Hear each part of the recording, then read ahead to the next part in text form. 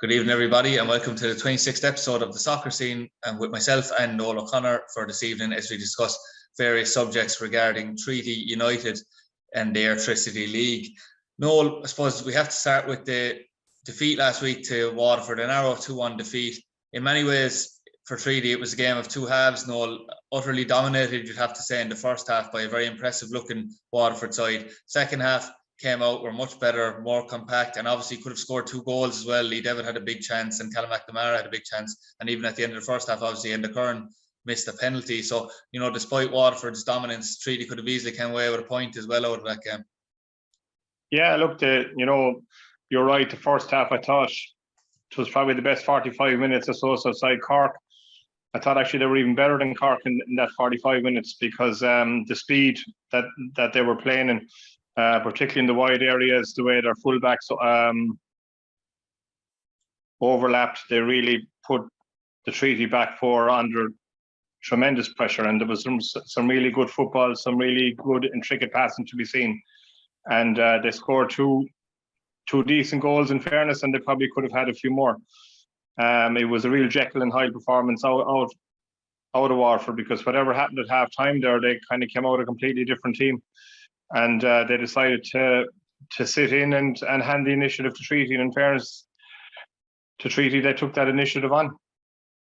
Absolutely. It was noticeable as well, Noel, that Tommy Barrett had a really strong bench to call upon, probably for the first time this season. A bench of that strength. It's fair to say you had the likes of Joel Custrain, Willie Armstrong, Martin Coughlin, Colin Conroy, Success Edogun, Darren Collins on the bench. All would be considered at this stage, you'd imagine, senior players outside of maybe Colin Conroy, to be fair, who's still very young and eligible for underage football. So that is a plus in itself. And also, obviously, we're hoping to see Jack Lynch maybe in the next week, maybe 2 weeks, coming back into the team as well. And it's probably at the right time, to be fair. That is, and we forgot to mention Mark Walsh. Delighted to see his name on the bench. And I think, probably something that we're going to talk about at some stage, and we have been touching on the last few weeks, is the central midfield situation at the moment. And certainly it'll be good to see Mark Walsh back, because obviously he can play there. He quits himself well there, or he can also go back as a centre half and renew his partnership with Sean Gearns and let Callum McNamara back into the middle. But I think you're right. I think it is a very strong bench. And I thought, in fairness to Willie Armstrong, he made one of his trademark impressions when he came on. And obviously, Success Edogun coming on, albeit a bit late, I thought, the way the game was going, but he lashed onto a great ball from Jack Brady to drag Treaty back into the game, and just gave him a real chance of getting what looked like a very unlikely point. Yeah, certainly. And you mentioned Success, and that was something I picked up on. Obviously, now he's got 2 goals in his last 2 games, a really good strike against Usher, and it's a different type of goal, but equally impressive against Waterford. That's something you pinpointed, Noel, that, he might give you something different over the top, keep defences honest compared to maybe, the likes of an Enda Curran. I know Dean George has pace, but Success really has blistering pace, and defences will be fearful of that. He'll be high on confidence, and listen to his interviews after the game. He really has ambitions of certainly breaking into the team. So considering Enda Curran has 11 goals this year, Dean George has 10, now Success has 2. It's really hotting up in the forward department for Treaty. It is, yeah, and I just felt that whatever it was with Enda Curran and Dean George, they didn't really function together on Friday night. And there's always this talk around about playing 2 up front. And I thought, particularly when Treaty were out of possession, they didn't contribute a whole lot. I thought they could have contributed more. I spoke to you about Noel O'Keefe and his performance there as the Waterford holding midfielder. I'd always say to my second striker that, his job out of possession would be to deal with that sitting midfielder. And he had a poor start in the game, a couple of very loose touches, picked up a yellow card after 8 minutes. Yet still, I didn't see any of the 2 of them trying to make an impact out on him when Waterford had possession. And you mentioned Lee Devitt's chance as well. It actually came from Noel O'Keefe being what I felt was out of position. He drifted a small bit out to the wide areas, and as the ball came in, it seemed to go under his foot. So I thought it was an area that they could have exploited a bit more. I think someone like Success, who there won't be any kind of doubt about who's playing up top if he's on the pitch, whether it's Dean George or Endicott with him. You'd expect him, to play on the last man. And obviously, we're going to talk about the match on Friday night and Cork City, and I think it is important maybe that he gets a start. I don't think they've entered to lose by starting him. And as you say, it'll keep that back four honest, because so far the games with Cork have the return has been really, really poor in terms of performance and any kind of result in the 3 matches so far. Yeah, and we gave a great deal of discussion, Noel, to the competition in the wide areas for treaty. I know that you're always an advocate, Noel, of maybe playing one player on one side, but also always having one side particularly safe. Especially I suppose when you're playing an opposition like Waterford. You had Matt Keane and Stephen Christopher got the nod, obviously ahead of Willie Armstrong and Joel Constrain, who had played the last 2 or 3 games consecutively on either wing. What did you make of that decision, Noel? I suppose there's 2 ways of looking at it, really. I mean, Saboala was unplayable in the first half, no matter who was in front of him. Stephen Christopher and Matt Keane both had goals at that. Do you think maybe when Christopher and Keane play, maybe it's too safe, or do you think that it was the right call? Yeah, I suppose, look, I didn't think neither of them played particularly well. I saw a lot of Matt Keane. I suppose I'd kind of put Stephen Christopher's performance down as kind of anonymous. I don't really know why, but I just didn't see a whole lot of him. I think in terms of defensive work, I think Matt Keane would always score higher and has, not looking at Friday night, but his overall contribution the last year and a half. And I think he's probably be important again on Friday night. I know he changed him at half time, which was fine the way it was going. Something had to happen. And as I said, I thought Willie Armstrong brought a bit of life into the game. But I think, part of that was the fact that Waterford seemed to stop attacking, and a lot of space opened up all over the pitch because, they obviously sat in a lot more and they kept their fullbacks at home. But in terms of Friday night, it's difficult. I probably would be looking maybe at Matt Keane and Willie Armstrong. Maybe again, overall, Willie has been in good form the last 4 or 5 weeks in general, and Matt Keane, as I said before, he makes you solid, and I think they're certainly going to have to be solid as well on Friday night. Yeah, and I'd just like to put on record as well, I didn't think that the team selection overall of a 4-4-2 against Waterford at home, to be fair, was a safe selection. They obviously Treaty were looking to get at Waterford. It just didn't work out that way in the first period. And obviously Tommy did make some tactical changes and personnel changes in the second half. Noel, as you said, the midfield conundrum, we did discuss it, briefly last week, that maybe we don't feel the dynamic is perfect right now between the players in there. Obviously, you mentioned Mark Walsh come back in. You'd imagine it'll take him a while to get up to speed. I don't know how long Mark Walsh has actually been training, but obviously there's nothing beats actually getting back into the team and playing games. We know Jack Lynch is probably another couple of weeks from being back. There is probably a couple alternatives that Tommy could look at if he wanted to, put other players in midfield. For instance, if he wants to play Darren Collins, who's come in at right back, he could probably put Ben O'Riordan in at centre back and push Callum McNamara back into midfield. I know Callum has played well in the defence, but you do feel obviously he's been very good overall in both midfield and defence. So I mean that's one option. There are probably alternatives before relying on Jack and Mark as well, I suppose. Yeah, look, it's difficult at the moment, and you don't like to be making too many changes, particularly going away to Turner's Cross, bringing the guy in for his debut and making 2 or 3 changes to a defence that overall has done okay. I thought it was the fullbacks really that got the works, for want of a better word, on Friday night on both sides. There was relentless pressure on them, and even Mark Ludden showed that pressure, which normally you wouldn't see from him. Even in the second half when they started running at him again, I think he picked up a yellow card. I just think that Joe Collins, he seems to be desperately out of form. I'm not quite sure what he does. Certainly this year, and I've said it already. You probably need someone in there or 2 guys in there that are going to run around a lot and try and win headers and tackles. He looked like he played a little bit better in the second half. Lee Devitt, I'm not so sure whether that was because of the change in the middle or the change in the Waterford mindset. But if you're looking, I suppose, someone like Conor Melody, maybe, with his experience. I know he brought him on as well. There doesn't seem to be a lot of openings for him at the moment in terms of the wide areas and up front now, because we've mentioned three strikers, which, are in form. So a guy as experienced as him, and he's a physical presence in there as well. You're not looking for miracles in there, but you certainly, you don't want to be overrun, and a guy like him could maybe do a job there over a short period of time until the likes of Mark Walsh and Jack Lynch are back fit. Yeah, absolutely. And I know that Tommy Barrett, Noel, was a bit spiky afterwards in the interview on the official club page that I saw conducted, in that when he was asked about the Wexford draw, obviously Wexford had a draw against Galway in Galway, and I know Treaty did that feat as well a few weeks ago. But as we have mentioned, Wexford seem to have really no fear factor when it comes to playing the full-time teams. Obviously got a very good result against Sligo, got a very good draw in Cork when Cork seemed to be blowing everyone else away in the league at the moment, just to name two, and obviously draw with Galway as well, as I just mentioned. But he replied by saying that everyone maybe thinks, or implied that maybe everyone thinks Wexford are getting promoted, despite the fact that Treaty United are still 2 points ahead of them in the table.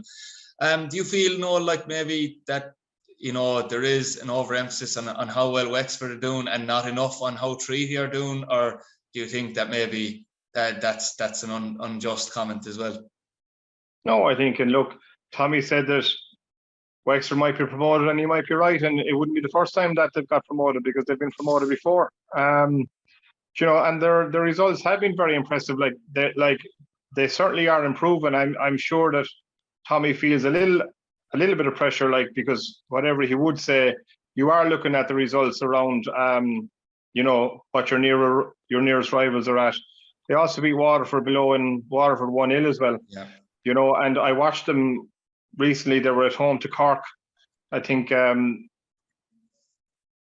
Treaty had a free night, and while they lost 1-0, they played really, really well, and probably even dominated the possession. So they are a very, very good side. They're going very well, and they certainly are going to be a real threat, for Treaty and Longford in terms of one of those playoff places. And 3-2 won't go, but I'm sure we won't know for a while yet how it's going to go, but I think they're going to be there or thereabouts.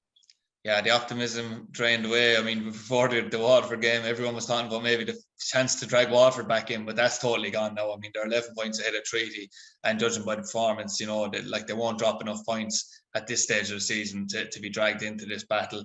11 points ahead of Treaty, that's 13 ahead of Wexford as well. So they are well out in front. Longford obviously had a big win as well, Noel. I know that they were heavy favourites going into the game against Cove Ramblers, so that wasn't unexpected.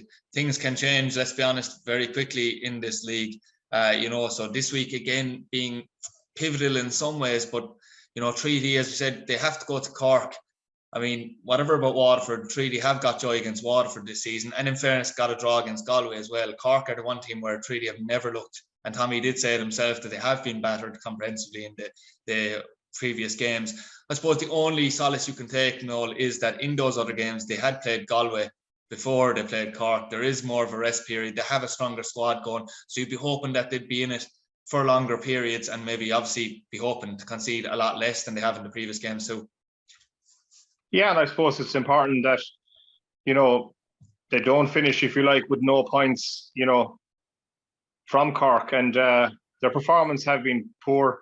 Thought they were very poor the last time in terms of, you talk about that Galway game 2 or 3 nights before, but the game was practically over after 15 or 20 minutes. If it had gone to 60 or 70 minutes, and maybe they were hit with a couple of late goals. But I just felt that it was a feeble effort. You'd like to see a lot more resilience, and I think it is important to point out that the likes of Wexford can go and match Cork, if you like, in terms of possession and in terms of performance, and maybe lose by an odd goal, and that's what you like to see. And I think we had a conversation about that. They're talking about full-time professional clubs in the first division, but people need to realise as well that we spoke about Shelburne last year. winning the league. And I think only about six players of the 20 or 22 of the squad they have are still actually playing for Shelbourne in the Premier League, and I actually looked at that Cork team, and while they are very pretty to watch, I'm not so sure how many of them will be around if they do happen to go up, and it looks like that they will go up, if not as champions, well through the playoffs if they can. But you'll probably see something similar. Maybe 6 or 8 of them will be around next year for the Premier League. So the idea of the full-time team in the first division possibly is over-egged around here. It certainly isn't in Wexford, I think.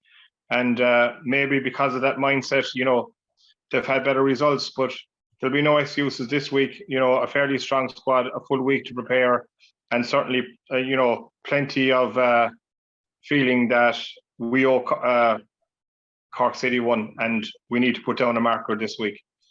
Yeah, certainly. And now that you mention it, Noel, obviously we know that teams always put out different messages to the media, managers, players. Managers like to tell players what to say maybe, or guide them in that direction. But one thing I felt that was refreshing was the new signings in the last couple of weeks. Ben O'Riordan and Success Edogun, I've heard them say that this team is going for promotion and I want to be part of that. That seems to be the message from them. I mean, that was fairly refreshing to hear as well, and obviously you like to hear that from players coming in, that they have that determination and that ambition. Absolutely. We've said it before. Well, if that's not the reason, then what's the point of the whole thing? And we saw UCD last year, they probably would be the least likely. And funny, the way it's going now, and like there'll probably be times maybe between now and the end of the season where Treaty are 6th maybe, and it looks like it's gone. And then all of a sudden, the last couple of games, the whole thing turns and they get in 5th position. Well, then they could actually be the team with the best mindset, if you like, going in. And it's often that team that just scrapes in at the very end is the one that does the best in the playoffs, because they take on a life of their own. And these lads want success. And look, the fact that they've come here, obviously they have to travel a bit more. They want to play in the league, that and they want to improve and they want to do better. And they're exactly the kind of guys that Treaty need. Yeah, the easiest pun in the town. Success wants success. But yeah, obviously there's a daunting task for Treaty, as we know, Friday. But doubled with that is the fact that obviously we know that Cork are, when in general, have great support and all. When they're winning, they add to it even more, no matter what level they're playing at. We've seen that in the past when they've been in the first division before as well. So that's going to be hard for Treaty to deal with. The only thing is, Noel, you'd be hoping that players relish that challenge, because that's why you play in League of Ireland, to try and play in front of bigger crowds. And also, I do remember, from back in the day, I remember Limerick FC when they went on that mad run under Martin Russell, and there was a few thousand at a Cork City game. They were flying high at the time in the Premier Division. These two teams were at the time with John Caulfield, Martin Russell, and Paddy O'Connor, actually, who is now with Lincoln, managed to get a winner for Limerick FC, and they didn't have any fear going into that game. So obviously that would hopefully be the message from the likes of Tommy Barrett and Brian O'Callaghan to the players, is that, we always talk about free hits, but now you have to go out and prove that it is a free hit and that you don't have any fear. Yeah, look, Treaty's form has been pretty good the last 4 or 5 weeks, and you're right. And something that we would have touched on here as well early in the season, that big crowd for Cork, it brings its own pressure. And if Treaty can keep it at 0-0 and maybe nick a goal after 25 or 30 minutes and quieten down the crowd, and there is a bit of pressure on them. They'll know how desperate that Galway United will be, to try and claw back that gap between them, and every point is precious from here on in. And, the tie can turn very quickly. And there's certainly a lot of good players in the Treaty team. We know that guys with Premier experience and European experience, and they'll certainly won't have any fears about going to Turner's Cross, and they'll feel maybe that they've underperformed this season as a whole against Cork, and this is our last chance to address it. Absolutely, the last chance hopefully for Treaty to rectify it, and hopefully they can gain a positive result. My thanks once again to Noel for joining us, and we will be reviewing the game next week and obviously discussing other matters through the game and for the game after as well for Treaty United.